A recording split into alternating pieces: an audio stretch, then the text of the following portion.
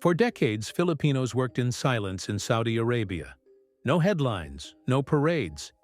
In palace halls and hospital wards, in kitchens and royal nurseries, they were the invisible force behind one of the most powerful monarchies on earth. Quiet, loyal, unseen. But then something changed. A statement. Not from a journalist, not from a diplomat, from the top, from within Saudi royalty itself. And it didn't whisper, it thundered. In an instant, it sparked conversations from Riyadh to Manila. It wasn't about politics or policy. It wasn't about oil or diplomacy. It was about something deeper. Respect? Maybe. Gratitude? Possibly. But as the shockwaves spread, one question began to haunt everyone who heard it. What did the Saudi royals just say? And why is it changing everything? In this video, let's find out. In a kingdom where power is inherited and wealth flows like oil, loyalty is not a given, it's a treasure. And despite all the money in the world, Saudi royals learned early on that loyalty isn't something you can buy. Not from blood relatives jockeying for inheritance. Not from elite consultants who measure loyalty in billable hours. And certainly not from employees chasing the next paycheck. But then came the Filipinos. They didn't arrive with fanfare. There were no political delegations or red carpets. They stepped off planes in the 1970s with quiet determination and the intent to work. As the Saudi oil boom reshaped the nation, thousands of Filipino workers began filling vital roles. As caregivers, domestic helpers, drivers, and private nurses, jobs that others considered invisible. But in these invisible roles, they did something remarkable. They built trust. What stood out wasn't just work ethic. It was malasakit, a Filipino word with no perfect English equivalent. It describes a kind of care that goes beyond obligation. A moral instinct to protect, nurture, and serve with sincerity. To worry for someone else's well-being as if it were your own. It's not about ticking boxes. It's about presence, emotional, spiritual, and human. And in Saudi Arabia, where relationships are built on honor and trust is rarely extended beyond family lines, malasakit struck a chord. It became the bridge between cultures. Because when the stakes are high, not just in politics, but in health, in legacy, in child rearing, Saudis didn't reach for the most decorated CV or the highest bidder. They turned to those whose loyalty had been proven, time and again, in the quiet moments that never make headlines. When a royal matriarch fell ill, it wasn't the foreign doctor who was summoned first. It was the Filipino nurse who had been in the household for years. When a prince needed a confidant, he spoke not to his advisors but to the chauffeur who had quietly driven him to school since he was a boy. And when crisis struck, when death loomed, when family disputes erupted, when secrets needed safekeeping, the ones still standing were, more often than not, Filipinos. This wasn't just employment. This was kinship, built not on blood but on consistency, not on ceremony but on care. And that trust? It didn't stay confined to the home.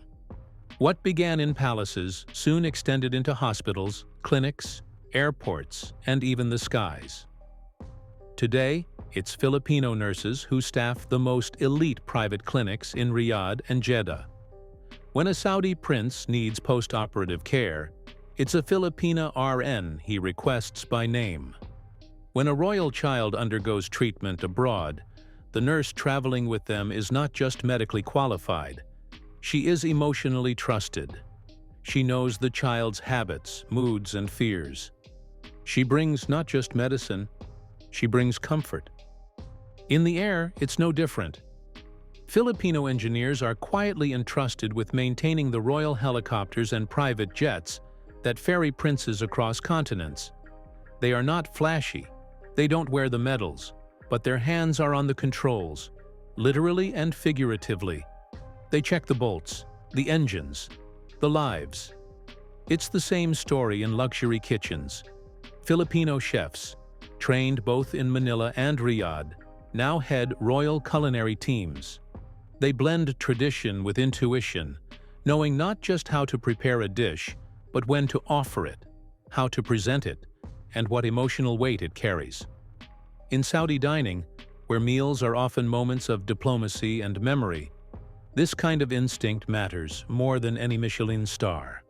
What makes all this even more remarkable is that these roles, though deeply respected inside the kingdom, are often invisible outside it. The world may not know the names of these Filipinos, but in the corridors of Saudi power, they are irreplaceable. Take, for example, the story of a Filipina nurse whose patient, a senior royal, refused treatment from any other caregiver, even during an emergency transfer overseas. His reasoning? She knows when I'm in pain before I say a word. Or the driver who served one family across 3 generations, who was later given a formal seat at the family's funeral proceedings. Not in the back, among them. And what's behind this extraordinary trust? It isn't fear. It isn't flattery. It's the kind of devotion that doesn't show up in job descriptions, only in lived experience. Filipinos don't just understand protocol. They understand people, their moods, their silences, and their unspoken needs. They become the calm in the room when a family grieves, the extra eyes when a child needs protection, the silent hands during emergencies when chaos threatens to overwhelm. That kind of emotional intelligence, wrapped in humility, forged in hardship, and delivered without complaint, is what made the Saudi elite not just take notice, but depend on it. And that dependence, once established, became a bond. Not easily broken, not easily replaced. By now, the pattern is unmistakable. Filipinos don't just show up to work, they show up with a presence that's different. But what's often misunderstood is why they integrate so seamlessly into Saudi households, palaces, and private institutions. The answer lies in a layer most outside observers completely miss: cultural alignment. Especially for those from Mindanao, where Islam has been practiced for centuries, there is a natural resonance with the values held sacred in Saudi society. These Filipinos grow up understanding modesty, discipline, reverence for elders, and religious etiquette, not as foreign concepts but as part of daily life. So when they enter Saudi homes, they aren't learning culture. They are recognizing it. That familiarity becomes trust. Because in a kingdom where privacy is a fortress and family is everything, there's no room for clumsiness, no margin for social misreading. Filipinos read the room with precision. They know when to speak, when to retreat, and when to serve without spectacle. And crucially, they do so without ego. No agenda, no power games, no culture clashes. Just respectful, adaptive presence. And in royal households, where one small mistake can ripple into scandal, this ability to blend in while standing out became not just valuable, it became indispensable. Which is why, decades later, these quiet professionals are still being entrusted with secrets. Not just personal ones, but dynastic ones. Legacy-level trust. Before we continue further, tell us, are you enjoying the video? If yes, please like and share the video and subscribe to our channel to watch more videos on the latest news stories on geopolitics, economics, and current affairs impacting your lives. So, when a senior royal family member made a public comment during a closed-door high-level gathering earlier this year, it felt less like a surprise and more like a long-overdue acknowledgement. The words were simple, but they hit like a thunderclap across both Saudi Arabia and the Philippines. There is no one we trust more than the Filipinos in our homes. And then came the line that sent chills. They are not our workers, they are our family. No media consultant wrote it, no diplomat filtered it. It was raw, honest, real. Filipino social media erupted in emotion. It wasn't just pride, it was validation. overseas Filipino workers who had endured silence, distance, and even discrimination suddenly saw their sacrifices honored on a global stage. News anchors choked back tears. Overseas Filipino workers' families replayed the clips. Politicians scrambled to issue statements of gratitude, but none could capture what the moment truly meant. Because beneath the applause, something deeper stirred. It wasn't just about how Saudi Arabia saw its Filipino workforce. It was about how Filipinos saw themselves. Back home in the Philippines, overseas Filipino workers have long been the economic backbone, sending over $38.4 billion in remittances each year, supporting millions of families and stabilizing the national economy.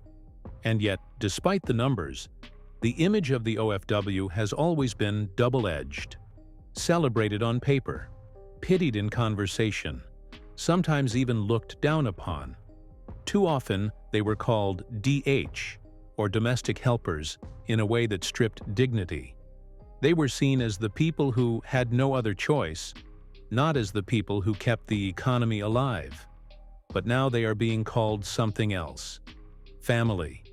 By kings, princes, CEOs, royals who could hire anyone from anywhere, but choose, again and again, the Filipino. And suddenly it's no longer enough to call them labor exports. Because how do you label someone trusted to raise royal children, manage foreign accounts, pilot private jets, and nurse the dying patriarchs of one of the richest kingdoms on earth? You don't call them workers. You call them professionals. You call them essential. You call them world-class. And here's what makes the Filipino story so compelling. It wasn't built on branding. No marketing campaign. No global PR firm spinning headlines. It was built in quiet corridors, in 3 a.m. hospital shifts, in pre-dawn kitchen preparations for Ramadan feasts, in calm whispers to frightened royal children as palace politics thundered in the background. Character. That's what built this global reputation. Where other nations flexed with force or flooded markets with products, Filipinos conquered the world with care. With malasakit, with consistency, resilience, and integrity that made the richest men on earth say, "We trust them more than our own." That's why this recent royal recognition isn't just a compliment. It's a geopolitical signal. In an era where diplomacy is often built on leverage, the Philippines' greatest soft power may not be its politicians or policies, but its people. What do you think? Does this change how Filipinos are viewed on the world stage? Isn't it true that Filipinos are one of the most loyal people in the world? In the comment section below, share your thoughts on whether you have a Filipino colleague and how dedicated they are to the work they do. Do you want to watch more videos like this one? If yes, subscribe to our channel and press the bell icon next to it. We bring the latest news stories on geopolitics, economics, changing world order, and current affairs. Things you need to stay informed. Thanks for watching, and until the next video, stay tuned.